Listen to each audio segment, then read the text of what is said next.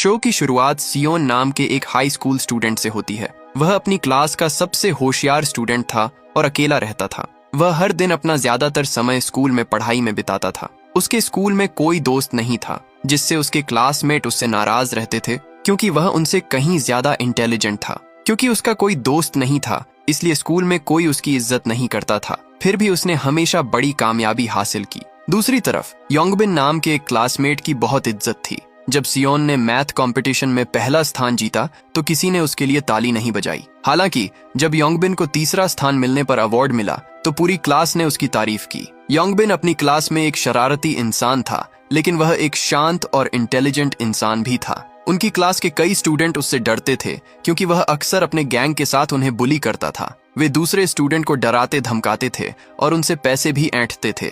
बाद में योंगबिन ने सियोन को धमकाने की कोशिश की, जबकि सियोन अपनी पढ़ाई पर ध्यान दे रहा था। योंगबिन सियोन से जलता था क्योंकि सियोन ने उसे मैथ कंपटीशन में हरा दिया था। भले ही सियोन एक इंट्रोवर्ट था और उसका कोई दोस्त नहीं था, लेकिन वह योंगबिन और उसके गैंग से कभी नहीं डरता था। जब योंगबिन ने उसे धमकाया तो वह हिला भी नहीं। इस बीच स्कूल की बेसबॉल टीम सूहो नाम के एक स्टूडेंट को ढूंढते हुए क्लासरूम में घुसी। वे सूहो से बदला लेना चाहते थे क्योंकि उसने उनके एक टीममेट को पीटा था। भले ही पूरी टीम ने मेटल रॉड को हथियार बनाकर उस पर हमला करने की कोशिश की, लेकिन सूहो उन सभी को हराने में कामयाब रहा। ऐसा इसलिए था क्योंकि वह एक पुराना एमएमए फाइटर था। जब सियोन घर आया तो उसने अपने पिता को अपनी जीत का सर्टिफिकेट दिया। उसके पिता बहुत खुश हुए, लेकिन सियोन खुद खुश नहीं था। वह अपने परिवार के साथ रहते हुए भी अकेला महसूस करता था। सियोन अपने पिता के साथ रहता था क्योंकि उसके माता पिता का तलाक हो गया था और उसने उनके साथ रहने का फैसला किया था। हालांकि सियोन को अपने माता पिता से कभी प्यार या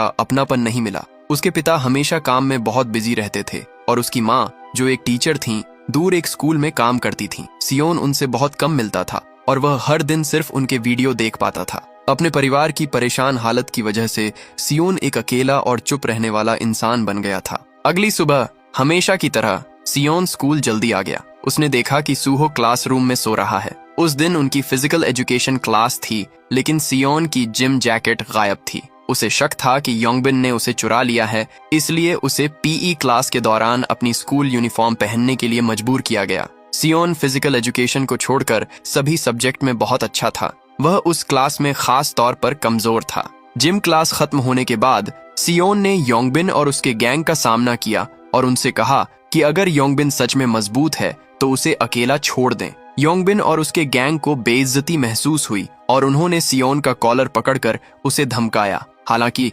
अचानक एक टीचर आ गया और उन्हें अलग कर दिया। योंगबिन और उसके गैंग ने जल्दी से ऐसा दिखाया कि वे बस मजाक कर रहे थे। उनकी क्लास में ब्योमसुक नाम का एक और नया स्टूडेंट हाल ही में उनके स्कूल से ट्रांसफर हुआ था। ब्योमसुक ने कभी यह नहीं माना कि वह एक अमीर परिवार से है, क्योंकि वह नहीं चाहता था कि दूसरे उसका फायदा उठाएं।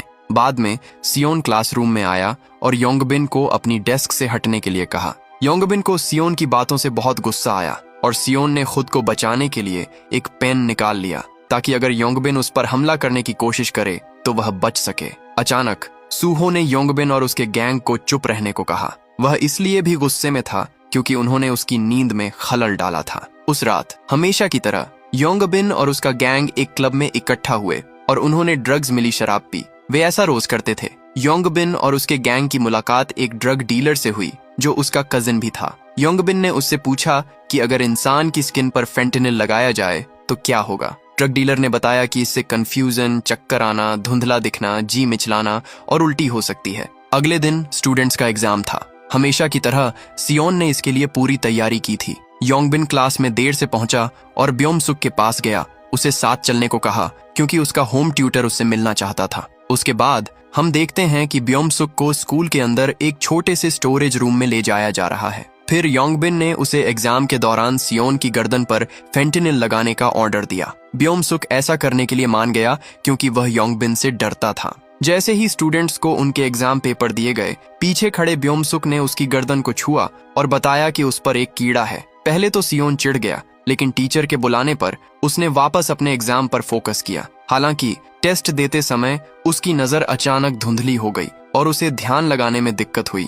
वह टॉयलेट जाने के लिए क्लासरूम से बाहर निकला और जब वह वापस आया तो उसे पता चला कि उसकी गर्दन पर फेंटेनिल लगाया गया है। अचानक उसने अपने चेहरे पर जोर से थप्पड़ मारा। पूरी क्लास चौंक गई और उसे देखने लगी। सियोन टेस्ट पर अपना फोकस वापस पाने के लिए खुद को थप्पड़ मारता रहा।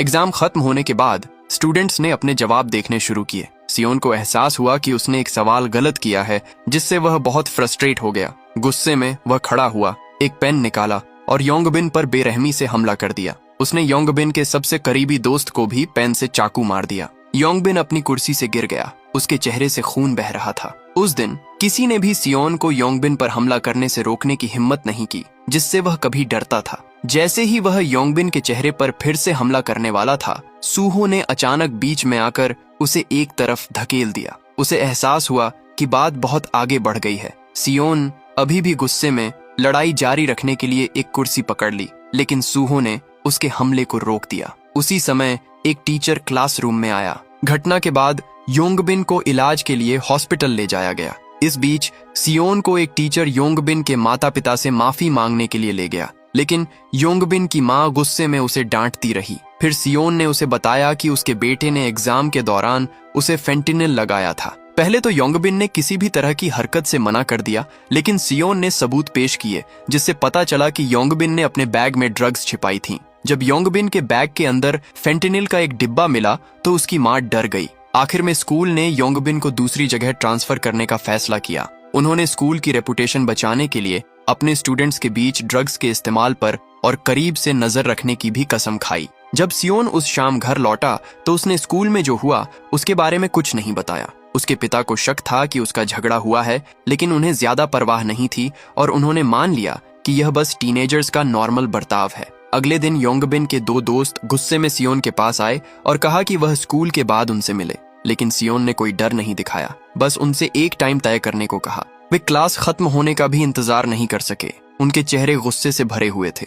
स्कूल के बाद योंगबिन के दोस्त सियोन के पीछे पीछे रेस्ट रूम तक गए। सियोन ने उनके पीछे दरवाजा बंद कर दिया ताकि कोई देख न सके कि अंदर क्या हो रहा है। उन्हें यह नहीं पता था कि सियोन अपना पसंदीदा हथियार पेन लाया था। जैसे ही वह उनकी तरफ बढ़ा, वे डर के मारे कांप उठे। उस समय को याद करते हुए जब सियोन ने पहले अपना कंट्रोल खो दिया था, याद करते ही उनके शरीर जम गए। लेकिन सियोन का उन पर हमला करने का कोई इरादा नहीं था। उसने बस उनसे कहा कि वे उसके काम से दूर रहें। सियोन के रेस्ट रूम से निकलने के बाद उसके सभी क्लासमेट्स ने योंगबिन और उसके गैंग को हराने के लिए उसकी तारीफ की। हालांकि सियोन उनसे बहुत नाराज था, क्योंकि अचानक वे सब उससे दोस्ती करना चाहते थे। लेकिन जितनी जल्दी उन्होंने उसे अपनाया था, उतनी ही जल्दी उन्होंने खुद को फिर से दूर कर लिया। उसके साथ ऐसा बर्ताव करने लगे जैसे वह है ही नहीं। उसके बाद योंगबिन से उसका कजिन सयोकड़े मिलने आया, जिसने उसे कुछ भी लापरवाही न करने की चेतावनी दी। हालांकि योंगबिन ने सयोकड़े से सियोन को पीटने के लिए कहा, यहाँ तक कि बदले में उसे पैसे देने का वादा भी किया। उस रात जब सियोन घर जा रहा था, उसने सूहो को अपनी छुट्टियों में काम करते देखा। एक स्टूडेंट होने के अलावा सूहो स्कूल की छुट्टियों में part time food delivery worker के तौर पर भी काम करता था। हर दिन स्कूल के बाद वह गुजारे के लिए कुछ पैसे कमाने के लिए काम पर जाता था। अपने माता पिता को खोने के बाद से वह अपनी दादी के साथ रह रहा था, लेकिन उस रात काम के बाद घर जाने के बजाय उसने स्कूल में सोना चुना, क्योंकि देर से घर जाने पर वह अगली सुबह स्कूल देर से पहुंचता। जब उसने यह देखा और सूहो की हालत के बारे में जाना, तो उसने अगली सुबह उसे न जगाने का फैसला किया। उसने सूहो के डेडिकेशन की तारीफ की और पहली बार दूसरे स्टूडेंट्स के आने से पहले उसे अच्छी नींद आई। उस पॉइंट से सियोन और सूहो करीब आ गए। हालांकि सियोन अभी भी दूसरे स्टूडेंट्स के साथ खुलने में स्ट्रगल कर रहा था। इस बीच योंगबिन सयोकड़े से मिला ताकि उस काम पर बात कर सके जो उसने उसे पिछले दिन दिया था। सयोकड़े, जो कि एक लोन कलेक्शन एजेंसी का मेंबर होने के नाते जो लोगों को पैसे उधार देती थी और उनकी कीमती चीजें अपने पास रखती थीं, उसने काम करने से मना कर दिया। स्कूल के बाद ब्योमसुक ने सियोन से अपने किए के लिए माफी मांगने की कोशिश की। उसने सियोन के साथ दूसरे स्कूल जाने का भी ऑफर दिया, लेकिन सियोन ने उसे इग्नोर कर दिया। अचानक सियोन को फिर से योंगबिन और सयोकड़े के गैंग ने रोक लिया, जो उसे जबरदस्ती कहीं ले गए। यह देखकर ब्योमसुक ने तुरंत सूहो को इन्फॉर्म किया कि तुम्हें उसे बचाना चाहिए। पहले तो सूहो को कोई फर्क नहीं पड़ा, क्योंकि उसे यह अपनी प्रॉब्लम नहीं लग रही थी और उसे अपने काम पर भी जाना था। लेकिन जब ब्योमसुक ने उसे उसकी सैलरी दोगुनी देने का ऑफर दिया, तो सूहो ने अपना मन बदल लिया और जल्दी से सियोन को ढूंढने निकल गया। इस बीच सियोन, जो अब एक सुनसान जगह पर था, उसे सयोकड़े और उसके गैंग से खतरा महसूस हो रहा था। लेकिन वह हमेशा हालात को एनालाइज करने और अपने कामों का हिसाब लगाने वाला इंसान था, इसलिए वह वापस लड़ने में कामयाब रहा। अपने कुछ हमलावरों से छुटकारा पाने के बाद भी सियोन पर फिर से हमला हुआ। इस बार योंगबिन ने बदला लेने का मौका पकड़ा। उसने सियोन को बेरहमी से पीटा और उसके हाथ तोड़ने की भी कोशिश की ताकि वह कभी स्कूल वापस न जा सके। अचानक सूहो सियोन को बचाने के लिए ठीक समय पर पहुंच गया। अपनी स्किल्स का इस्तेमाल करके वह योंगबिन और उसके दोस्तों पर काबू पा लेने में कामयाब रहा। लेकिन लड़ाई अभी खत्म नहीं हुई थी। सयोकड़े ने सूहो को अपने आदमियों के खिलाफ आमने सामने की लड़ाई के लिए चैलेंज किया। इस बीच योंगबिन और उसके दोस्तों ने अकेला देखकर उस पर फिर से हमला करने का फैसला किया। मामला तब और बिगड़ गया जब योंगबिन ने सियोन को कांच की बोतल से मारने की कोशिश की। सूहो बीच बचाव नहीं कर पाया क्योंकि वह अभी भी सयोकड़े के साथ लड़ाई में लगा हुआ था। खुशकिस्मती से ब्योमसुक ठीक समय पर सियोन को बचाने के लिए आ गया। आखिरकार सयोकड़े पीछे हट गया और उसके दूसरे साथियों के पीछे जाने का फैसला करके चला गया। योंगबिन अकेला खड़ा था। उसे एहसास हुआ कि वह एक बार फिर फेल हो गया है। उस घटना के बाद सियोन और ये दोनों लोग करीब आ गए। सूहो बाद में ब्योमसुक और सियोन को उस रेस्टोरेंट में ले गया जहां वह काम करता था और उनसे कहा कि इस बार उन्हें उसकी मदद करनी होगी क्योंकि उनकी वजह से वह काम पर लेट हुआ था। उस शाम उन्होंने रेस्टोरेंट में साथ में समय बिताया, यहाँ तक कि डिनर भी ऑर्डर किया। हालांकि हमेशा की तरह सियोन को अब भी घुलने मिलने में मुश्किल हो रही थी। इस बीच सयोकड़े का बॉस गिल्सू, जो इस घटना से बहुत गुस्से में था, उसने सयोकड़े को और काम देने से मना कर दिया और इसके बजाय उसे लकड़ी के डंडे से मारकर खर्चा पानी दिया। बाद में सयोकड़े योंगबिन से मिला और उससे सियोन को अपने पास लाने के लिए कहा। लगभग उसी समय सियोन की मुलाकात सयोकड़े के गैंग की एक लड़की योंगी से हुई जो एक सुपरमार्केट में लिपस्टिक चोरी कर रही थी। सियोन ने उसे अनदेखा कर दिया, ऐसा दिखावा किया जैसे उसे पता ही नहीं कि वह क्या कर रही है। सुपरमार्केट से खरीदा हुआ छाता लेकर निकलने के बाद सियोन के पास अचानक योंगी आई, जिसने जल्दी ही उससे दोस्ती कर ली। फिर उसने उसे एक रेस्टोरेंट में साथ चलने के लिए कहा। कोई और रास्ता न होने पर सियोन ने उसकी रिक्वेस्ट मान ली। फिर योंगी ने उसे मनाने की कोशिश की, उसे बताया कि वह उसे बहुत पसंद करने लगी है। उसने उसका फोन नंबर भी मांगा। इस बीच गिल्सू हाई स्कूल के उन स्टूडेंट से कर्ज वसूलने में बिजी था जिन्हें हाल ही में कुछ पैसे मिले थे। एक स्टूडेंट जो अपना कर्ज नहीं चुका पाया, उसने गिल्सू को अपनी माँ का क्रेडिट कार्ड गिरवी रख दिया। लेकिन गिल्सू ने फिर भी धमकी दी कि अगर 3 दिन के अंदर पूरी रकम नहीं दी गई तो वह उसे और उसके माता पिता दोनों को जान से मार देगा। अगले दिन योंगबिन ने क्लासरूम से अपना सामान इकट्ठा करते हुए सियोन से अकेले में बात करने के लिए कहा। पता चला कि योंगबिन चाहता था कि सियोन कोर्ट में गवाही दे और यह ऐलान करे कि वह फेंटेनिल ड्रग वाली घटना के लिए जिम्मेदार नहीं है, क्योंकि योंगबिन जुवेनाइल करेक्शनल फैसिलिटी में भेजे जाने से बचना चाहता था। उसने सियोन से यह भी कहा कि सिर्फ वही अपने माता पिता का साथ देता है। सियोन, जो उसने योंगबिन को परेशान किया था, उसके लिए बुरा महसूस कर रहा था, इसलिए उसकी मदद करने के लिए तैयार हो गया। फिर वह अपने दोस्तों के साथ कोर्ट के लिए निकल पड़ा, लेकिन योंगबिन उन्हें कोर्ट हाउस के बजाय एक अंडरग्राउंड पार्किंग लॉट में ले गया। सियोन और उसके दोस्तों को उस पर शक होने लगा क्योंकि वह साफ तौर पर उन्हें कोर्ट नहीं ले जा रहा था। ये साफ हो गया कि योंगबिन ने झूठ बोला था और उनके लिए एक जाल बिछाया था, जिससे वे सीधे गिल्सू और उसके गैंग के पास पहुंच गए। फिर गिल्सू ने उनसे 15,000 मांगे, यह कहते हुए कि उसे सयोकड़े के मेडिकल खर्च के लिए इसकी जरूरत है, जिसका हाथ टूट गया था। हालांकि सूहो ने चोट की जिम्मेदारी लेने से मना कर दिया, यह जानते हुए कि गिल्सू ने ही असल में सयोकड़े का हाथ तोड़ा था और अब वह झूठा इल्जाम सूहो पर लगा रहा था। गिल्सू बस इस हालात का इस्तेमाल सूहो और उसके दोस्तों से पैसे ऐंठने के लिए कर रहा था। उसने उन्हें पैसे लाने के लिए 3 दिन का समय दिया और चेतावनी दी कि अगर वे फेल हो गए तो वह खुद उन्हें पैसे उधार देगा, सिर्फ उन्हें कर्ज में फंसाने के लिए। इससे पता चलता है कि गिल्सू स्टूडेंट्स के साथ कितना चालाक और बेरहम था। उसने यह भी धमकी दी कि अगर उन्होंने उसकी मांगे नहीं मानी तो वह उन्हें जान से मार देगा। उस समय से सियोन और उसके दोस्तों के पास गिल्सू और उसके गैंग का हर जगह पीछा करने और उनके अधिकार के आगे झुकने के अलावा कोई चारा नहीं था। कोई हल ढूंढने के लिए बेचैन सियोन ने योंगी को फोन करके उस मुसीबत के बारे में जानकारी मांगी जिसमें वह फंस गया था। उम्मीद थी कि वह कुछ काम की जानकारी दे सकेगी। आखिरकार वे पास के एक रेस्टोरेंट में मिलने के लिए राजी हो गए। उनकी मीटिंग के दौरान योंगी ने गिल्सू के बारे में सच बताया। वह ऐसा इंसान था जो पैसे के लिए कुछ भी कर सकता था, यहाँ तक कि सही कीमत के लिए मर्डर भी कर सकता था। उसने सियोन को सलाह दी कि अगर वह खतरे से बचना चाहता है तो गिल्सू जो भी मांगे उसे दे दें। उसने उसे यह भी चेतावनी दी कि गिल्सू के कई क्रिमिनल्स के साथ मजबूत कनेक्शन है, जिससे उसके चुंगल से बचना लगभग नामुमकिन है। इस बीच ब्योमसुक ने पैसे जुटाने की कोशिश में अपने पिता की महंगी घड़ी चुरा ली और गिल्सू का दिया हुआ कर्ज चुकाने के लिए इसे बेचने का प्लान बनाया। आखिरकार गिल्सू की तय 3 दिन की डेडलाइन आ गई। ग्रुप एक अकेले कमरे में मिला जहां ब्योमसुक ने अपने पिता की घड़ी बेचकर पूरे 15,000 सक्सेसफुली दे दिए। हालांकि उसने अपने दोस्तों से झूठ बोला, उन्हें बताया कि उसके पिता ने अपनी मर्जी से उसे पैसे दिए थे। सियोन और सूहो बहुत गुस्से में थे। उन्हें यकीन नहीं हो रहा था कि ब्योमसुक के पिता अपने बेटे का कर्ज चुकाने के लिए इतनी बड़ी रकम दे देंगे। पूरी रकम इकट्ठा करने के बावजूद उन्होंने गिल्सू को मुफ्त में देने से मना कर दिया। इसके बजाय उन्होंने पुलिस को फोन करने का फैसला किया। फिर सियोन ने वह जरूरी जानकारी शेयर की जो उसे पिछली रात योंगी से मिली थी। साफ है, गिल्सू एक गैर कानूनी जुए का अड्डा चला रहा था जो खास तौर पर कम उम्र के स्टूडेंट्स को टारगेट करता था। जो कोई भी जुए की साइट पर रजिस्टर करता, उसे अपने अकाउंट में $50 का शुरुआती बोनस मिलता,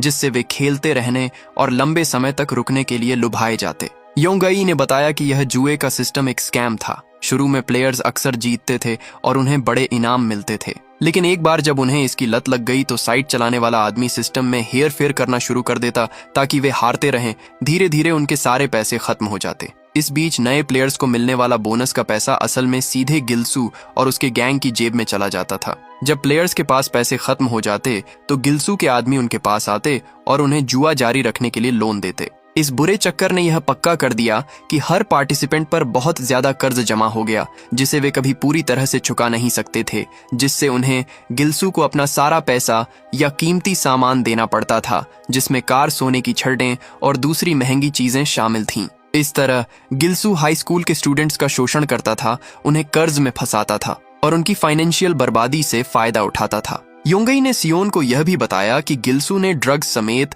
अपनी सभी कीमती चीजें एक सुरक्षित मेटल बॉक्स में रखी हैं। इस वजह से सियोन ने पुलिस को बुलाने और उन्हें उस जगह तक ले जाने का फैसला किया। उस दिन स्कूल के बाद गिल्सू और उसका गैंग सियोन और उसके दोस्तों का इंतजार कर रहे थे। सूहो ने उनसे कहा कि वह गिल्सू से अकेले मिलेगा। उसका प्लान था कि वह गिल्सू से अपने ऑफिस ले जाए ताकि वे जुए के अड्डे पर बात कर सकें। अंदर जाने के बाद सियोन चुपके से पुलिस को कॉल करेगा और उन्हें लोकेशन बताएगा। पहले तो गिल्सू हैरान रह गया कि सूहो को उसके जुए के कामों के बारे में पता था। फिर सूहो ने उसे बताया कि उसने सब कुछ योंगबिन के कजिन सयोकड़े से सीखा है। कोई और रास्ता न होने पर गिल्सू सूहो को अपने ऑफिस ले गया। उनके जाने से पहले योंगी ने गिल्सू से कहा कि वह ब्योमसुक और सियोन का इंतजार करने के लिए स्कूल में रुकेगी। बाद में योंगी सियोन से मिली और उसे गिल्सू के ऑफिस का पता दिया। उसे पता नहीं था कि सूहो वही जानकारी लेने के लिए गिल्सू के पीछे पहले ही वहां जा चुका था। इस बीच ब्योमसुक सूहो के बारे में बहुत चिंतित था और उसने टैक्सी से उसका पीछा करने का फैसला किया।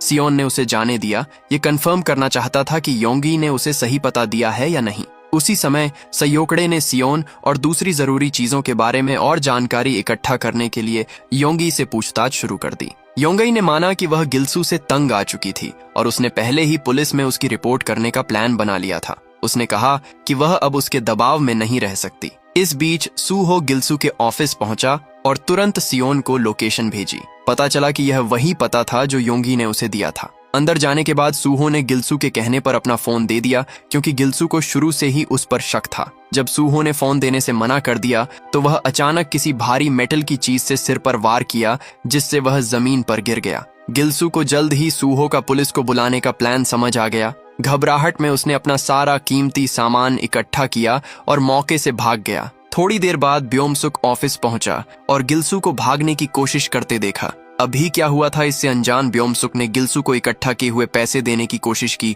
यह सोचकर कि यह अभी भी जरूरी है। हालांकि गिल्सू ने उसे नजरअंदाज कर दिया और ब्योमसुक को घसीटते हुए ले गया। इस बीच सियोन गिल्सू के ऑफिस की तरफ भागा, लेकिन जब वह पुलिस के साथ पहुंचा तो जगह खाली थी। चूंकि उनके पास अरेस्ट टारगेट नहीं था, इसीलिए पुलिस ने अपनी जांच रोक दी। परेशान होकर सियोन बिल्डिंग की दीवारें फांदकर ऑफिस में घुस गया। वहां वह फर्श पर खून देखकर चौंक गया और उसे डर लगा कि यह सूहो का है। जब उसने सूहो के फोन पर कॉल करने की कोशिश की तो कोई जवाब नहीं आया। सियोन और भी परेशान हो गया जब उसे पता चला कि गिल्सू ने सारा खून और मेटल बॉक्स से कीमती सामान, जिसमें पैसे और ड्रग्स शामिल थे, ले लिया है। इस बीच सयोकड़े खुद को खतरे में पाया। गिल्सू को पता चल गया था कि सयोकड़े और योंगी उसके खिलाफ साजिश कर रहे थे और सियोन की मदद कर रहे थे। गिल्सू ने फिर योंगी को धमकी दी कि अगर वे मांडोंग नाम की जगह पर उससे नहीं मिले तो वह उसके छोटे भाई बाबू को बेच देगा। सयोकड़े ने तुरंत गिल्सू से मिलने का फैसला किया और योंगी को अपना बैंक कार्ड दिया ताकि वह उसका इस्तेमाल होटल में छिपने के लिए कर सके। लेकिन योंगी नहीं चाहती थी कि सयोकड़े अकेले जाएं। उसने सियोन से एक ऐप डाउनलोड करने को कहा जिससे वे रियल टाइम में एक दूसरे की लोकेशन ट्रैक कर सकें। इस तरह सियोन योंगी की लोकेशन का इस्तेमाल करके सयोकड़े का पीछा कर सकता था। इस बीच गिल्सू और उसका गैंग सयोकड़े और योंगी का इंतजार कर रहे थे। पता चला कि उन्होंने ब्योम-सुक और सूहो को भी पकड़ लिया था और उन्हें बंधक बना लिया था। सियोन योंगी की लोकेशन की ओर दौड़ा, लेकिन जब गिल्सू को एहसास हुआ कि योंगी ने उसे धोखा दिया है तो उसने सयोकड़े को लड़ाई के लिए चुनौती दी। क्योंकि सयोकड़े का हाथ अभी भी घायल था, इसलिए उसे वापस लड़ने में मुश्किल हुई। गिल्सू ने उस पर लगातार हमला किया। योंगी ने सयोकड़े की मदद करने की कोशिश की, लेकिन गिल्सू के गैंग ने उसे तुरंत रोक लिया। गिल्सू ने फिर सूहो और ब्योम-सुक को मारने की तैयारी की, लेकिन आखिरी समय में सयोकड़े ने जबरदस्ती हमला कर दिया। अपनी चोटों और थकान के बावजूद सयोकड़े लड़ता रहा, लेकिन गिल्सू का पलड़ा भारी था। उसने चाकू से जवाबी हमला किया। अचानक योंगी ने गिल्सू के सिर पर वार करके सयोकड़े की मदद की, लेकिन क्योंकि वह गिल्सू जितनी मजबूत नहीं थी, इसलिए जब वह वापस उठा तो वह उससे लड़ नहीं सकी। किस्मत से पुलिस सायरन की आवाज हवा में भर गई और गिल्सू और उसका गैंग तुरंत मौके से भाग गया। तभी सियोन आया और उसने गिल्सू से सरेंडर करने को कहा, क्योंकि अब वह पुलिस से घिरा हुआ था। लेकिन गिल्सू और उसके आदमियों को जल्द ही एहसास हो गया कि सियोन ने उन्हें धोखा देने के लिए सिर्फ फोन का इस्तेमाल करके पुलिस सायरन की आवाज बजाई थी। असल में अभी तक कोई पुलिस नहीं आई थी। इससे गिल्सू के गैंग और योंगी के बीच जबरदस्त लड़ाई हुई। इस बीच सयोकड़े और योंगी ने भागने की कोशिश की, लेकिन असली पुलिस ऑफिसर अचानक मौके पर आ गए और उन्हें रोक दिया गया। एक ऑफिसर ने गिल्सू और उसके गैंग को अरेस्ट करने की कोशिश की, जबकि दूसरे ने सयोकड़े और योंगी का पीछा किया। बदकिस्मती से गिल्सू पुलिस से बच निकलने में कामयाब हो गया। सियोन तुरंत उसके पीछे भागा। गिल्सू का सड़कों पर पीछा करता रहा जब तक कि वह उसे देख नहीं लिया। हालांकि जब दोनों में लड़ाई हुई तो यह साफ हो गया कि सियोन गिल्सू का मुकाबला नहीं कर सकता, क्योंकि वह अभी भी सिर्फ एक हाई स्कूल का स्टूडेंट था। वापस लड़ने की कोशिश जल्दी ही कमजोर पड़ गई। बस फिर सूहो आया और उसने अपने दोस्त को बचाया। सूहो और गिल्सू के बीच एक नई लड़ाई शुरू हो गई। क्योंकि सूहो एक एमएमए फाइटर था, इसीलिए उसे गिल्सू को हराने में कोई दिक्कत नहीं हुई। जब सूहो ने आखिरकार गिल्सू को हरा दिया तो पुलिस उसे गिरफ्तार कर पाई, जो कई स्टूडेंट्स को क्राइम और जुए में धकेलने के लिए जिम्मेदार था। इस बीच सयोकड़े ने अपनी मर्जी से पुलिस के सामने सरेंडर कर दिया। ले जाने से पहले उसने योंगी और उसके छोटे भाई बाबू से कहा कि वे इलाका छोड़ दें और सुरक्षित रहें। इसके बाद गिल्सू का क्रिमिनल केस एक वकील को सौंप दिया गया, जो इत्तेफाक से ब्योम-सुक के पिता का असिस्टेंट था। वकील ने कहा कि वह इस केस के बारे में सियोन के माता पिता से बात नहीं करेगा, बल्कि ब्योम-सुक के पिता को सब कुछ बताएगा। क्योंकि ब्योम-सुक एक बहुत इज्जतदार और अमीर परिवार से था, इसलिए जिसने भी उसे नुकसान पहुंचाया होगा उसे कड़ी सजा मिलेगी। फिर वकील ने ब्योम-सुक से कहा कि उसे गिल्सू को मारने की इजाजत है और उसे इस बात की चिंता नहीं करनी चाहिए कि वे पुलिस स्टेशन में हैं। हालांकि ब्योम-सुक गिल्सू पर हमला नहीं करना चाहता था। गिल्सू ने उसे ताना मारा, उसे अपने दोस्तों में सबसे कमजोर कहा। उसने कहा कि सूहो और सियोन ने कभी ब्योम-सुक को अपना दोस्त भी नहीं माना। इस बीच सियोन पुलिस स्टेशन से निकला और उसने योंगी को बाहर इंतजार करते देखा। वह उससे और सूहो से माफी मांगना चाहती थी। बाद में वे सूहो से मिलने हॉस्पिटल गए। सियोन ने फिर सूहो को बताया कि ब्योम-सुक के पिता मामले को कॉन्फिडेंशियल रखना चाहते हैं। ऐसा लग रहा था कि ब्योम-सुक के पिता सिचुएशन पर पूरा कंट्रोल चाहते थे। हालांकि इस बात के बावजूद कि सियोन और उसके दोस्तों ने ही गिल्सू को पकड़ा था, उन्हें क्रेडिट मिलने की कोई खास परवाह नहीं थी। सियोन के लिए बस यही मायने रखता था कि गिल्सू और उसका गैंग जेल में था। उसी समय ब्योम-सुक के पिता सूहो के हॉस्पिटल के बिल भर रहे थे। पता चला कि ब्योम-सुक के पिता जीन डब्ल्यू नाम के एक बहुत जाने माने पॉलिटिशियन, एक ताकतवर आदमी थे। योंगी अभी भी दोषी महसूस कर रही थी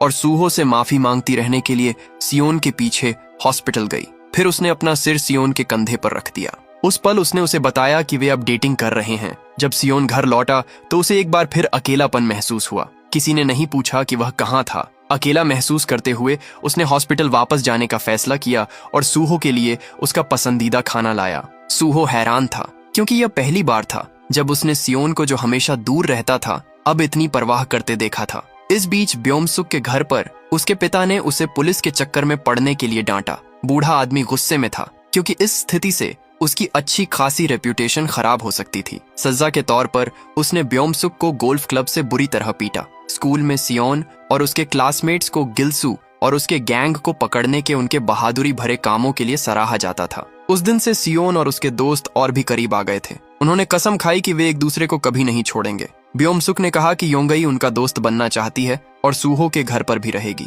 लेकिन योंगई के होने से ब्योमसुक को लगा कि वह अकेला पड़ गया है। उसे लगा कि उसे ग्रुप से दूर किया जा रहा है। उसका गुस्सा तब और बढ़ गया जब उसे पता चला कि सूहो ने योंगी को इंस्टाग्राम पर फॉलो किया था, लेकिन उसे फॉलो बैक नहीं किया था। भले ही सूहो योंगी से सिर्फ एक रात मिला था, फिर भी उसने ब्योमसुक के बजाय उससे कनेक्ट करना चुना। जब से योंगी उनके ग्रुप में शामिल हुई, सूहो ब्योमसुक से ज्यादा उससे बात करने लगा। ब्योमसुक को ऐसा लगा जैसे वह गायब हो गया हो, जैसे योंगी उसके साथ ऐसा बर्ताव कर रही हो जैसे वह है ही नहीं। इस वजह से उसे उनके साथ समय बिताना अच्छा नहीं लगा। तब भी जब वे कराओके बार में जाने पर ब्योमसुक खुश नहीं था। वह अपने लिए ड्रिंक्स खरीदने के लिए कमरे से बाहर चला गया, अपनी भावनाओं को संभालने की कोशिश कर रहा था। उस रात उसका सामना कुछ ऐसे बच्चों से भी हुआ जिनसे वह अपने पिछले स्कूल में लड़ता था। हालांकि उसने मामले को और नहीं बढ़ाया, बल्कि इसे सीक्रेट रखने का फैसला किया। जब वह कराओके रूम में वापस आया तो उसने योंगी को किसी के कॉल करने पर उसका फोन उठाते हुए देखा और उस पर गुस्सा हो गया। ब्योमसुक को हमेशा से इस तरह का बर्ताव पसंद नहीं था,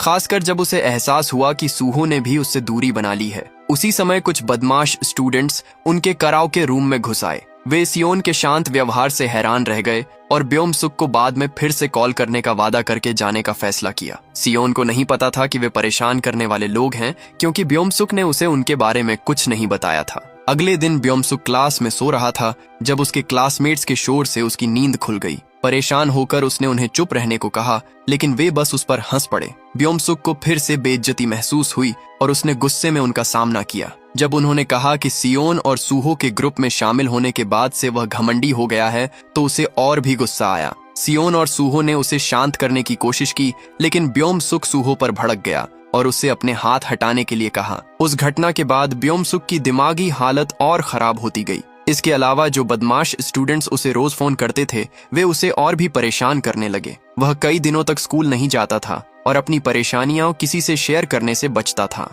उसकी सेहत की चिंता में सियोन और सूहो ने ब्योमसुक के घर जाकर उसका हालचाल पूछा। वे उस शानदार घर को देखकर हैरान रह गए जिसमें वह रहता था। आखिरकार उसे एहसास हुआ कि उसके अमीर माता पिता के बारे में अफवाहें सच थीं।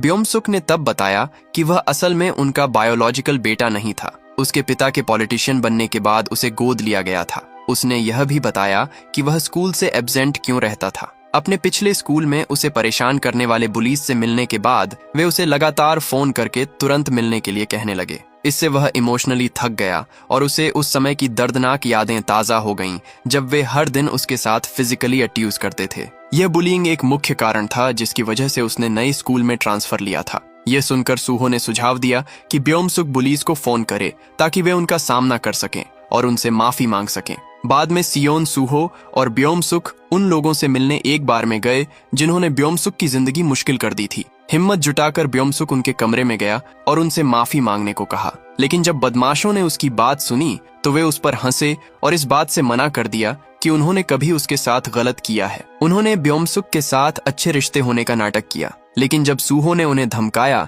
तो उन्होंने आखिरकार अपनी गलती मान ली और माफी मांगी, यहाँ तक कि पछतावा भी दिखाया। फिर अचानक ब्योमसुक ने उनमें से एक को थप्पड़ मार दिया। ग्रुप गुस्सा हो गया, लेकिन ब्योमसुक अपना कंट्रोल खो बैठा और माइक्रोफोन पकड़कर उन्हें फिर से मारने की कोशिश की। ये देखकर सूहो ने तुरंत बीच बचाव किया, उसे याद दिलाया कि वे माफी मांगने आए थे, बदला लेने नहीं। ब्योमसुक के अचानक गुस्से से बदमाश हैरान रह गए। फिर सियोन ने उन्हें चेतावनी दी कि उस दिन से ब्योमसुक को फोन करना बंद कर दें। इसके बाद ब्योमसुक और सूहो के बीच गर्मागर्म बहस हो गई, क्योंकि सूहो ने उसे अपने पुराने बदमाशों से बदला लेने से रोक दिया था। ब्योमसुक ने सूहो पर आरोप लगाया कि वह हमेशा खुद को उससे बेहतर दिखाता है और उसके साथ बेचारा जैसा बर्ताव करता है। उसे यह भी लगा कि सूहो कभी सच में उसे एक दोस्त के तौर पर नहीं देखा, बस उसे कंट्रोल करने वाले के तौर पर। सूहो ने इससे मना करते हुए कहा कि वे हमेशा अच्छे दोस्त रहे हैं। उसने ब्योमसुक को उन सभी मौकों की याद दिलाई जब उसने उसकी मदद की थी। हालांकि जब ब्योमसुक ने उससे कहा कि वह उसके लिए किए गए हर काम का बदला चुका सकता है, तो वह गुस्सा हो गया। फिर सियोन ने बीच में आकर हालात को संभाला और ब्योमसुक को जाने दिया। सियोन के साथ अपने पूरे समय में ब्योमसुक कभी उस पर गुस्सा नहीं हुआ था। उसने हमेशा उसकी इज्जत की थी, लेकिन आखिर में उसने अकेले घर जाने का फैसला किया। लेकिन बुली ग्रुप उसे ट्रैक करने की कोशिश में उसके फोन पर कॉल करता रहा। घर जाते समय ब्योम-सुक की मुलाकात जंग चैन और टायोन से हुई। उसी समय बुलीज ने उसे ऊपर से देख लिया। खुशकिस्मती से जंग चैन और उसके ग्रुप ने ब्योम-सुक के बजाय बुलीज को टारगेट करना चुना। क्योंकि वे एक एलीट हाई स्कूल से थे, इसीलिए उन्हें उनका फायदा उठाने का मौका मिला। बुलीज जंग चैन के गैंग से डरे हुए थे और उनके पास अपने पैसे देने के अलावा कोई चारा नहीं था। ब्योम-सुक खड़ा होकर देख रहा था। फिर अचानक उसने बुली ग्रुप के लीडर पर हमला किया और मौके से भाग गया। जंग चैन और टायोन ये देखकर खुश हुए कि ब्योम-सुक आखिरकार कंट्रोल खो रहा है। ब्योम-सुक ने अपना सारा दबा हुआ गुस्सा उन बुलीज पर निकाल दिया जिन्होंने उसे परेशान किया था। वह उनसे इसलिए नाराज था क्योंकि उन्होंने उसकी जिंदगी खराब कर दी थी और उसे उसके दोस्तों से अलग कर दिया था। इस घटना के बाद ब्योम-सुक जंग चैन के गैंग में शामिल हो गया और क्लब में उनके साथ शराब पीकर रातें बिताने लगा। उसके नए दोस्त उसे बहुत पसंद करते थे, खासकर इसलिए क्योंकि वह हर चीज के लिए पैसे देने को तैयार था। पहली बार ब्योम-सुक को लगा कि उसे ऐसे लोग मिले हैं जो उसकी इज्जत करते हैं। उसने उन सभी को इंस्टाग्राम पर फॉलो भी किया। ब्योम-सुक को लगा कि उसे आखिरकार सच्चे दोस्त मिल गए हैं, इसीलिए उसने इंस्टाग्राम पर सूहो को अनफॉलो करने का फैसला किया। अगले दिन ब्योम-सुक स्कूल देर से पहुंचा क्योंकि उसने पूरी रात शराब पी रखी थी। सियोन ने उससे बात करने की कोशिश की, लेकिन ब्योम-सुक ने उसे नजरअंदाज कर दिया और जंग चैन के गैंग से बात करने लगा। जंग चैन के ग्रुप ने ब्योम-सुक को उन औरतों के साथ उनके ड्रिंक्स और होटल में रुकने का खर्च उठाने के लिए धन्यवाद दिया जिनके साथ वे थे। ये साफ था कि ब्योम-सुक के पास अभी भी वो पैसे थे जो उसने अपने पिता की घड़ी बेचकर कमाए थे। सियोन ने ब्योम-सुक के बर्ताव में एक बड़ा बदलाव देखा और उससे इस बारे में पूछा। पहले तो ब्योम-सुक ने कुछ भी गलत होने से मना कर दिया, लेकिन आखिर में उसने मान लिया कि वह सूहो से नाराज था। उसे लगता था कि सूहो हमेशा उसे नीची नजर से देखता था और कभी भी उसके साथ एक सच्चे दोस्त जैसा बर्ताव नहीं करता था। उसके बाद ब्योम-सुक पूरी तरह से अपने नए सोशल सर्कल में घुल मिल गया और अक्सर उनके साथ क्लब जाता था। एक रात वे योंगबिन और अपने स्कूल के कुछ दूसरे स्टूडेंट्स से मिले। योंगबिन ब्योम-सुक को वहां देखकर बहुत खुश हुआ और उसने उसे अपनी फीमेल फ्रेंड्स से मिलवाया और उन्हें बताया कि ब्योम-सुक एक ताकतवर पॉलिटिशियन का बेटा है। ये सुनकर लड़कियों ने तुरंत ब्योम-सुक के साथ फ्लर्ट करना शुरू कर दिया। योंगबिन ने उसे अपने स्कूल के एक काबिल फाइटर वेयोंग से भी मिलवाया। फिर ग्रुप ने सूहो के बारे में बात करना शुरू कर दिया और उसके प्रति अपनी गहरी नाराजगी जाहिर की। वे इस बात से परेशान थे कि सूहो हमेशा ऐसा बर्ताव करता था जैसे वह सबसे बेहतर हो और हमेशा दूसरों को नीचा दिखाता था। खासकर योंगबिन सूहो से बदला लेने के लिए बेचैन था। इस बीच सूहो सियोन को डिलीवरी ड्राइवर के तौर पर काम करना सिखाकर उसकी मदद करता रहा। दूसरी ओर सियोन ब्योम-सुक को लेकर परेशान था। उसे शक था कि जंग चैन का गैंग ब्योम-सुक का इस्तेमाल सिर्फ इसलिए कर रहा था क्योंकि उन्हें उसके अमीर बैकग्राउंड का पता चल गया था। सियोन को यकीन था कि वे उससे सिर्फ उसके पैसों के लिए दोस्ती करते थे। हालांकि सूहो का नजरिया अलग था। उसका मानना था कि ब्योम-सुक ही ग्रुप का इस्तेमाल अपने फायदे के लिए कर रहा था। ऐसा लग रहा था कि ब्योम-सुक और जंग चैन का गैंग सच में करीब आ गए थे और हर किसी को इस रिश्ते से कुछ न कुछ फायदा हो रहा था। गैंग ने ब्योम-सुक की हर बात मानी और वे उसे स्कूल में एक जाना माना नाम भी देना चाहते थे। दिन ब दिन ब्योम-सुक जंग चैन के गैंग के करीब होता गया। उसे लगा कि उसके नए दोस्त उसे सच में अपना रहे हैं और उसकी इज्जत कर रहे हैं। उसने क्लास में अपनी सीट भी बदल ली ताकि वह जंग चैन और ताहान के पास बैठ सके। लेकिन सियोन ब्योम-सुक को लेकर बहुत परेशान था। उसे लगता था कि ब्योम-सुक दिल से कोई बुरा नहीं हुआ है। वह यह सब सिर्फ इसलिए कर रहा था क्योंकि उसे अकेलापन महसूस हो रहा था। फिर सियोन ने जंग चैन के ग्रुप का सामना किया और उनसे ब्योम-सुक से दूर रहने और उससे पैसे लेना बंद करने को कहा, लेकिन गैंग ने उसे नजरअंदाज कर दिया। लंच के दौरान जब स्टूडेंट्स अपने खाने के लिए लाइन में लगे तो जंग चैन का ग्रुप अचानक लाइन में सबसे आगे निकलकर घुस गया। सूहो को बहुत गुस्सा आया और उसने जंग चैन और उसके गैंग को सही ऑर्डर में रहने की चेतावनी दी। लेकिन ब्योम-सुक सूहो के सामने खड़ा हो गया और उसकी बात सुनने से मना कर दिया। इससे सूहो को और भी गुस्सा आया और जवाब में उसने ब्योम-सुक को जोर से जमीन पर पटक दिया। सियोन ने तुरंत बीच बचाव किया और सूहो से कहा कि इसे जाने दो। बेइज्जत और बेबस महसूस करते हुए ब्योम-सुक गुस्से में चला गया। उसके बाद वह जंग चैन के पास गया और उससे कहा कि वह किसी ऐसे को ढूंढे जिसे वह सूहो को पीटने के लिए पैसे दे सके। फिर जंग चैन ने अपने स्कूल के एक साथी योंगबिन के दोस्त वेयोंग को लाने का सुझाव दिया। उन्होंने ऑनलाइन वेयोंग के वीडियो देखे और पाया कि वह सच में एक बहुत अच्छा फाइटर है। अफवाहें तो यह भी थीं कि वह जल्द ही यूएफसी में शामिल हो जाएगा। आखिरकार ब्योम-सुक को वेयोंग से मिलवाया गया। ब्योम-सुक ने उसे $1000 का ऑफर दिया अगर वह सूहो को बुरी तरह पीट सके। वह यह भी चाहता था कि फाइट शनिवार को हो जो सूहो का जन्मदिन था। वेयोंग ने ऑफर मान लिया और चले गए। फिर ताइहान ने एक कहानी सुनाई कि कैसे उन्होंने पहले एक कंपटीशन के दौरान सूहो को फाइट में हराया था। जंग चैन को यकीन था कि इस बार वेयोंग फिर से जीत जाएगा। फिर उन्होंने फाइट से पहले सूहो को कमजोर करने का एक प्लान बनाया। तो उन्होंने सूहो की मोटरसाइकिल के ब्रेक के साथ छेड़छाड़ की, जिसे वह काम के लिए इस्तेमाल करता था। जैसा कि उन्होंने प्लान किया था, सूहो को अपनी बाइक कंट्रोल करने में दिक्कत हुई और आखिरकार उसका एक्सीडेंट हो गया। एक्सीडेंट के बाद सूहो को लंगड़ाकर चलना पड़ा क्योंकि उसके पैर में चोट लगी थी। उसे लगा कि इसके लिए ब्योम-सुक जिम्मेदार है, लेकिन उसने सियोन से कुछ नहीं कहा। शनिवार था, जो सूहो का जन्मदिन भी था। सियोन और योंगी ने उसे सरप्राइज देने के लिए सब कुछ तैयार कर लिया था। इस बीच ब्योम-सुक ने सूहो को मिलने के लिए फोन करने की कोशिश की, लेकिन सूहो ने जवाब नहीं दिया। ब्योम-सुक ने फिर योंगई को मैसेज भेजे, जिसमें कहा कि वह सूहो को जन्मदिन का गिफ्ट देने के लिए उससे मिलना चाहता है। उसने उससे कहा कि वह किसी को न बताए, क्योंकि वह चाहता था कि यह एक सरप्राइज हो। योंगी ने सियोन या सूहो को नहीं बताया कि वह ब्योम-सुक से मिलने वाली है। पहले तो ब्योम-सुक उसके साथ अच्छा बर्ताव कर रहा था, लेकिन अचानक वह मुस्कुरा दिया। उसका प्लान काम कर गया था। उसने सूहो को उससे मिलने के लिए मजबूर करने के लिए योंगी को बंधक बनाने का प्लान बनाया था। सियोन और सूहो योंगी का इंतजार कर रहे थे, लेकिन वह अभी तक वापस नहीं आई थी। सियोन ने गलती से सूहो का फोन देखा और ब्योम-सुक के मैसेज देखे। उनमें ब्योम-सुक ने सूहो को मिलने के लिए एक पता भेजा था और कहा था कि उसने योंगी को बंधक बना लिया है। योंगी के खतरे में होने का एहसास होने पर सियोन ने ब्योम-सुक के मैसेज का जवाब दिया और कहा कि वह आएगा। फिर चैट डिलीट कर दी। उसने सूहो से कहा कि वह बाहर जा रहा है, लेकिन हालात के बारे में कुछ नहीं बताया। सियोन अकेले ब्योम-सुक की लोकेशन पर पहुंचा, एक रिंच पकड़े हुए। सूहो की जगह उसे देखकर सब हैरान रह गए। जब सियोन ने योंगी को देखा तो उसने उसे जल्दी से भागने के लिए कहा। फिर सियोन ने रिंच का इस्तेमाल करके जंग चैन और उसकी गैंग से लड़ाई की। इस बीच योंगी पुलिस को फोन करने में कामयाब हो गई। योंगबिन यह देखकर बहुत खुश हुआ, क्योंकि वह बदला लेना चाहता था, लेकिन एक बार फिर वह उसे हरा नहीं पाया। फिर सियोन ने एक क्राउबार उठाया, उन सबसे लड़ने के लिए तैयार, लेकिन अचानक वेयोंग आ गया और उस पर हमला कर दिया। क्राउबार होने के बावजूद सियोन वेयोंग से लड़ नहीं पाया। यह देखकर योंगबिन ने इस मौके का फायदा उठाकर सियोन पर हमला करने की कोशिश की, लेकिन ब्योम-सुक ने बीच में आकर कहा कि इसका उनके मसलों से कोई लेना देना नहीं है। ब्योम-सुक ने जोर देकर कहा कि उसे सियोन से कोई दुश्मनी नहीं है। योंगबिन को कोई फर्क नहीं पड़ा और उसने कहा कि यह सिर्फ सूहो के बारे में नहीं है, ये पर्सनल है। आखिरकार सियोन, जो पहले से ही कमजोर हो चुका था, उसे योंगबिन और उसके गैंग ने लगातार पीटा। ब्योम-सुक को यह देखना बहुत दर्दनाक लगा और वह चला गया।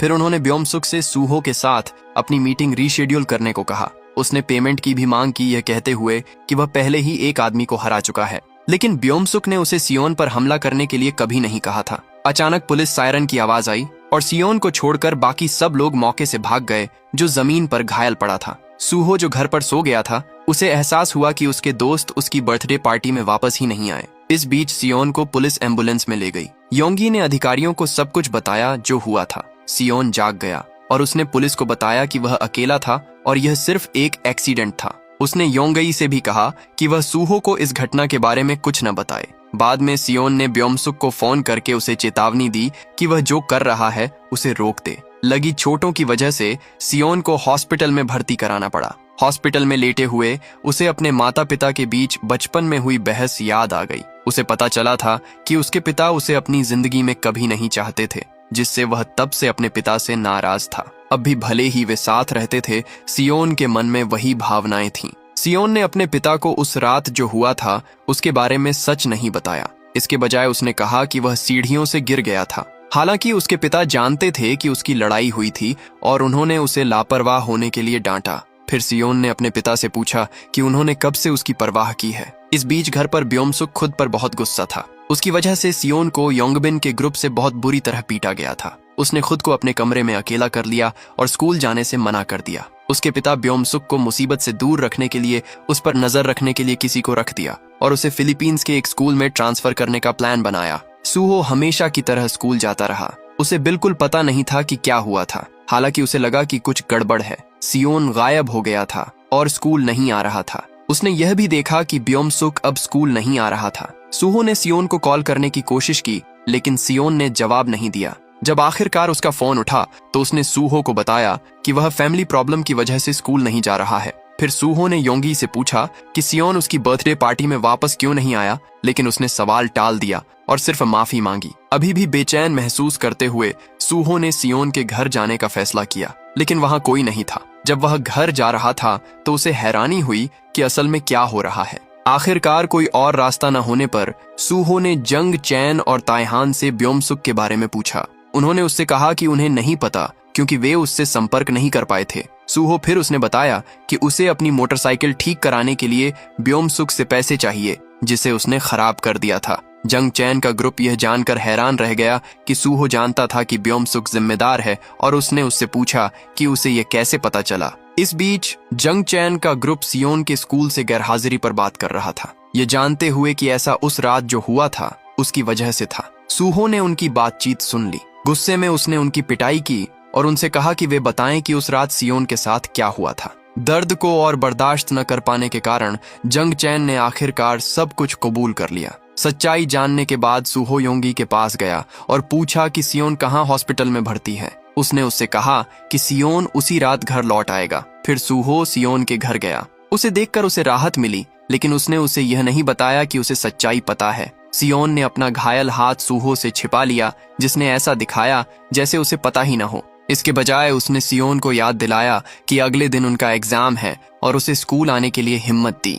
इस बीच ब्योमसुक के पिता अपने बेटे की हरकत से बहुत गुस्से में थे। उससे शर्मिंदा होकर उन्होंने ब्योमसुक को ऑर्डर दिया कि वह कभी भी सबके सामने उन्हें अपना पिता न माने। बहुत बुरा होने पर ब्योमसुक ने उस रात घर छोड़ने का फैसला किया। उसके पिता के असिस्टेंट ने उसे रोकने की कोशिश की, लेकिन उसने उसे नजरअंदाज कर दिया और टैक्सी ले ली। असिस्टेंट ने उसे ट्रैक करने के लिए जल्दी से टैक्सी की लाइसेंस प्लेट की फोटो खींच ली। टैक्सी में ब्योमसुक ने अपने दोस्तों के कई मिस्ड कॉल देखे। उसे सूहो से भी मैसेज मिले। उस समय सूहो योंगबिन के साथ था, उसे सजा दे रहा था और जानना चाह रहा था कि ब्योमसुक कहाँ है। योंगबिन ने जोर देकर कहा कि उसे नहीं पता। अचानक सूहो को ब्योमसुक का फोन आया, जिसने उसे एक जिम में मिलने के लिए कहा। ब्योमसुक ने वेयोंग को भी फोन करके सूहो के साथ लड़ाई के लिए तैयार रहने को कहा। जब सूहो जिम पहुंचा तो उसने जंग चैन, ताइहान, ब्योमसुक और दूसरों को इंतजार करते देखा। सूहो असल में ब्योमसुक से माफी मांगने आया था। उसने उससे कहा कि अगर उसे गुस्सा है तो वह उस पर गुस्सा निकाले, न कि बेगुनाह लोगों पर। हालांकि ब्योमसुक ने उसकी माफी लेने से मना कर दिया। निराश होकर सूहो को गुस्सा आ गया। उसी समय वेयोंग ने सूहो को बॉक्सिंग रिंग में फाइट के लिए चैलेंज किया। सूहो वेयोंग को देखकर हैरान रह गया, क्योंकि वे पहले भी एक कंपटीशन में लड़ चुके थे जिसमें सूहो जीता था। सूहो ने चैलेंज मान लिया, लेकिन वार्म अप करने के लिए 1 मिनट मांगा। इसके बजाय उसने उस समय का इस्तेमाल कमरे में सभी को पीटने में किया। वार्म अप करने के बाद फाइट शुरू हुई। उसने मैच रिकॉर्ड करना भी शुरू किया। वो अपनी पिछली हार का बदला लेने के लिए भूखा बैठा था। पहले तो दोनों बराबरी के थे, क्योंकि दोनों की फाइटिंग स्किल्स अच्छी थीं। हालांकि वेयोंग को पता था कि सूहो का पैर अभी भी चोटिल है।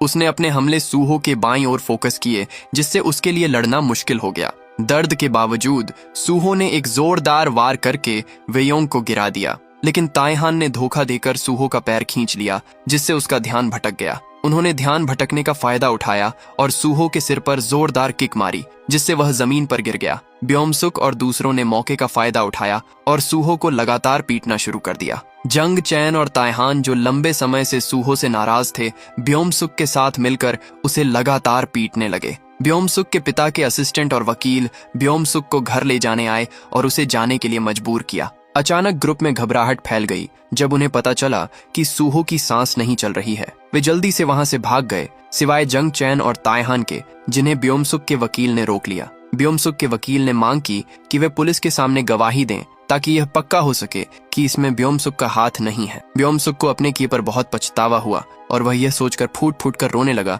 कि सूहो मर गया है। इन्हें जब पता चला कि उस रात के बाद से सूहो का कोई पता नहीं चला है, तो उन्होंने उसे ढूंढना शुरू कर दिया। सियोन और योंगई को शक था कि सूहो ने जंग चैन के ग्रुप से बदला लिया होगा, लेकिन वे उसे कहीं नहीं ढूंढ पाए। आखिरकार ब्योमसुक के वकील ने हालात को कंट्रोल करने के लिए दखल दिया। वह इस घटना को सीक्रेट रखना चाहता था, इसलिए उसने जंग चैन, ताइहान और वेयोंग को अपनी बनाई झूठी कहानी पर टिके रहने को कहा। मनगढ़ंत कहानी के मुताबिक वे सब एक साथ एक्सरसाइज कर रहे थे। तभी सूहो ब्रेक लेते समय अचानक बेहोश हो गया। सबूत मिटाने के लिए उन्होंने रिकॉर्ड किया हुआ वीडियो डिलीट कर दिया और सीसीटीवी फुटेज भी हटा दी। ब्योमसुक के वकील ने भी सूहो बनकर सियोन को मैसेज किया कि सूहो ठीक है और वर्कआउट में बिजी है। इस बीच ब्योम-सुक को अपने पिता से एक और सजा मिली। गुस्से और शर्म से भरे उसके पिता ने उसे फिलीपींस में स्कूल खत्म करके घर लौटने पर जान से मारने की धमकी दी। लेकिन ब्योम-सुक को अपने पिता की धमकियों की कोई परवाह नहीं थी। उसे सूहो की ज्यादा चिंता थी। अगले दिन स्कूल के एग्जाम हमेशा की तरह हो रहे थे।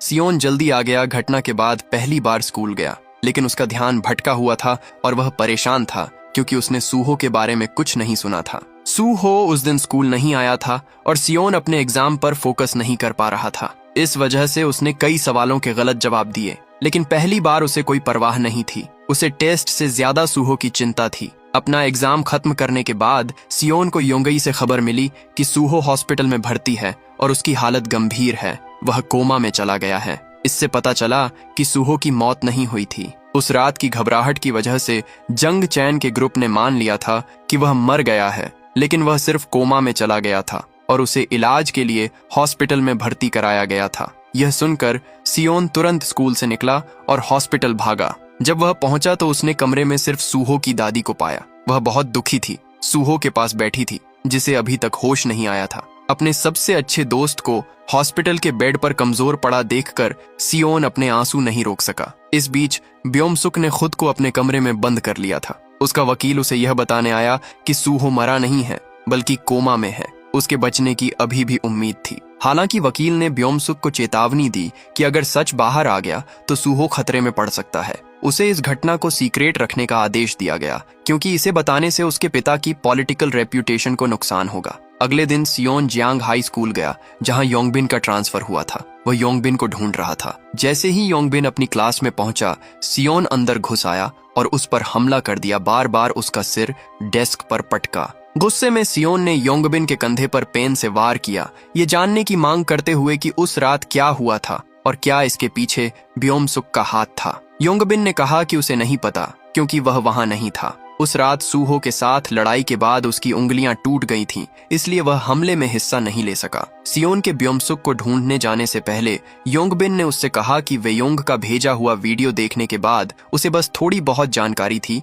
कि क्या हुआ था। सियोन ने वीडियो देखा और आखिरकार उसे उस रात की पूरी सच्चाई पता चल गई। भले ही योंगबिन सीधे तौर पर इसमें शामिल नहीं था, फिर भी सियोन ने वेयोंग को ढूंढने जाने से पहले उसे पीटा। जब सियोन को वेयोंग मिला तो उसने उस पर हमला कर दिया। बदकिस्मती से, क्योंकि वेयोंग एक ट्रेंड फाइटर था, उसने सियोन की हरकतों का अंदाजा लगा लिया और अपना बचाव किया। दोनों के बीच बहुत बुरी लड़ाई हुई। उन्होंने सियोन को नीचा दिखाया, उसका मजाक उड़ाया कि उसके पास असली फाइटिंग स्किल्स नहीं है। लेकिन सियोन पीछे हटने को तैयार नहीं था। उसे याद आया कि सूहो ने उसे फाइटिंग के बारे में क्या सिखाया था, लेकिन उसे एहसास हुआ कि वे सबक रातों रात नहीं सीखे जा सकते। उसने बार बार सियोन को मारा, लेकिन अपनी समझदारी का इस्तेमाल करके सियोन ने लड़ाई का पासा पलट दिया। उसने वेयोंग की ही ताकत का इस्तेमाल उसके खिलाफ करना शुरू कर दिया। एक बार सियोन वेयोंग के हमले से बचने में कामयाब रहा, जिससे उसने गलती से एक बारबेल पर मुक्का मार दिया। सियोन ने मौके का फायदा उठाया और बारबेल से वेयोंग के पैर पर वार किया।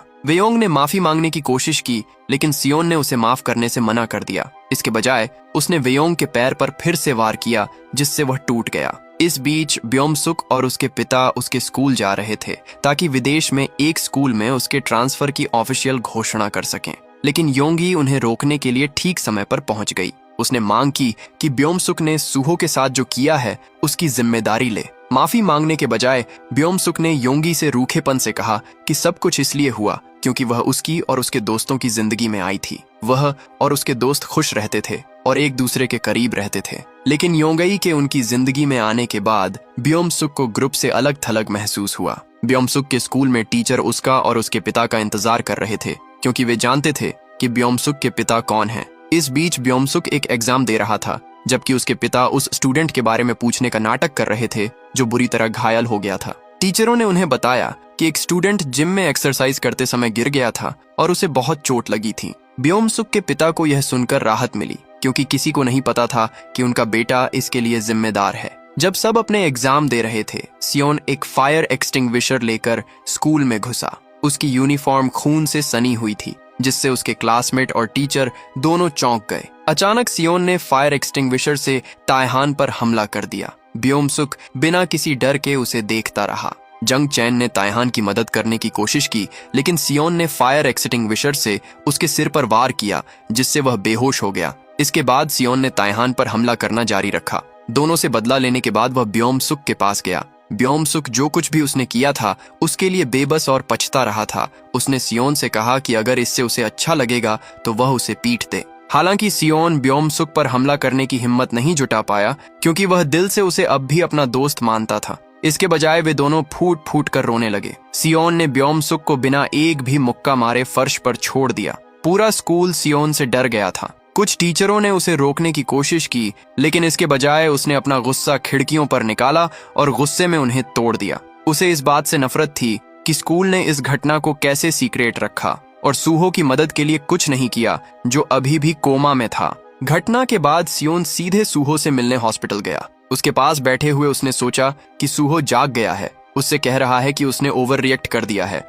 और फिर दोनों एक दूसरे को बचाने में नाकाम रहने के लिए माफी मांग रहे हैं। आखिरकार ब्योम-सुक को फिलीपींस के एक स्कूल में ट्रांसफर कर दिया गया, जबकि सूहो कोमा में ही रहता है। योंगी ने सियोन और सूहो दोनों से दूरी बनाने का फैसला किया, यह महसूस करते हुए कि उसकी मौजूदगी ने उनकी दोस्ती खराब कर दी है। पहले सियोन को उसके किए के लिए यूथ डिटेंशन सेंटर भेजा जाने वाला था। हालांकि जब ब्योम-सुक के पिता ने वह वीडियो देखा जिसमें दिखाया गया था कि सूहो कोमा में चला गया है, तब उसने कोई चार्ज न लगाने का फैसला किया। इसके बजाय उसने पक्का किया कि सियोन का कोई भी स्कूल उसे एडमिशन न दे। हालांकि एक जियांग हाई स्कूल फिर भी उसे लेने के लिए मान गया। आखिरकार उसके पिता और माँ दोनों के साथ उसे वहां ट्रांसफर कर दिया गया। उसके पिता ने उससे कहा कि जो पहले हुआ था वह पूरी तरह से उसकी गलती नहीं थी। जियांग हाई स्कूल एक कम रैंक वाला स्कूल था, जिसमें ज्यादातर शरारती लोग भरे हुए थे। स्कूल ने स्टूडेंट्स को ऐसा करने से भी नहीं रोका था। सियोन ने क्लास में अपना परिचय दिया और अपनी सीट पर बैठ गया, जबकि उसके कुछ नए क्लासमेट्स उसके पास आए। एक स्टूडेंट जो एक गैंग का लीडर लग रहा था उसे उकसाने की कोशिश कर रहा था, लेकिन सियोन ने उसे इग्नोर करना चुना। इससे परेशान होकर स्टूडेंट गुस्सा हो गया, लेकिन जब सियोन ने उसे ठंडे अंदाज में देखा तो वह डर गया और पीछे हट गया। जिसके साथ यह बेहतरीन कहानी यहाँ पर खत्म हो गई। दोस्तों, अगर कहानी पसंद आई है और आगे भी ऐसी कहानी सुनना चाहते हो तो चैनल को सब्सक्राइब करके घंटे का आइकन दबा लो, ताकि आपको सबसे पहले वीडियो मिले। तब तक अपना ध्यान रखना और खुश रहना।